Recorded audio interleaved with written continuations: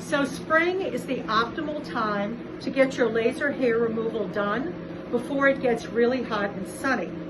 And what I'm going to do today is to discuss with you how laser works, show you the device, and explain to you the process. So number one, the first thing we do as a physician is to do a skin typing for our patients.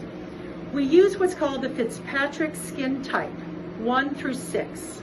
And the Fitzpatrick skin typing is based on the skin's response to ultraviolet light.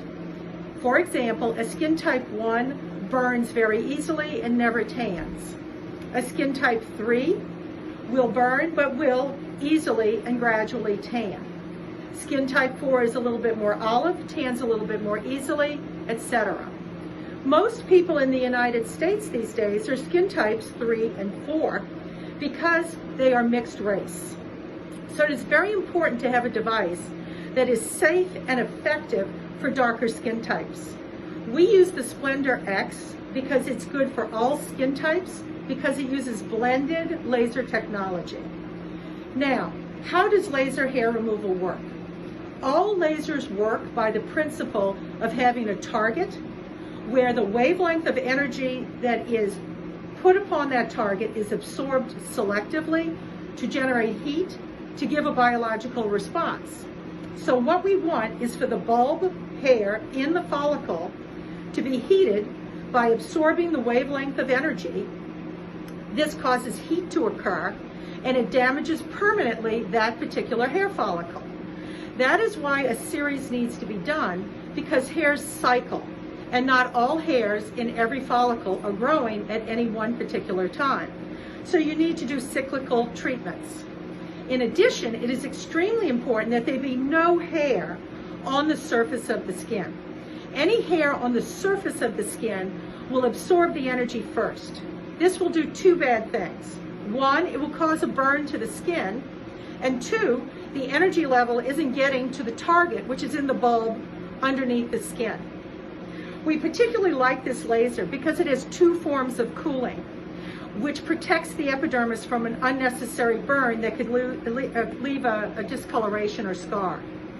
So it uses both 755 alexandrite and 1064 ND YAG. Some lasers are just ND YAG for darker skin, and that's fine, but the problem with that is ND YAG is a little bit more painful. So if you can blend in a little alexandrite, it makes it less painful. In addition, the forced air cooling and the contact cooling gives both safety and decreased pain. Finally, what you need to know with the two wavelengths is it actually damages the hair follicle permanently in a both superficial and a deeper component. So here we have a patient. She is of Indian American descent, and she is a skin type 4. She has no tan, which is very important. Anytime you have a tan on the skin, it causes the laser energy to be absorbed by the superficial pigment of the tan. You get less pigment into the target. Whereas you can set this laser to accommodate for the tan and give you deeper penetration and avoid the tan, it is always best to not be tan to get maximum energy to your target, which is deeper in your skin. So here we have this device set for skin type 4, where we're going to use blended alexandrite and ND YAG laser energy. And I'm going to step over here and we're going to get started. And we're all going to put our glasses on.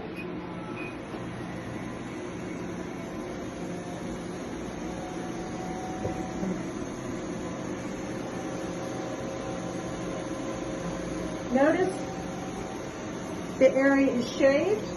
Now we like for patients to stop plucking or waxing for at least 1 to 2 weeks. Shaving is perfectly appropriate.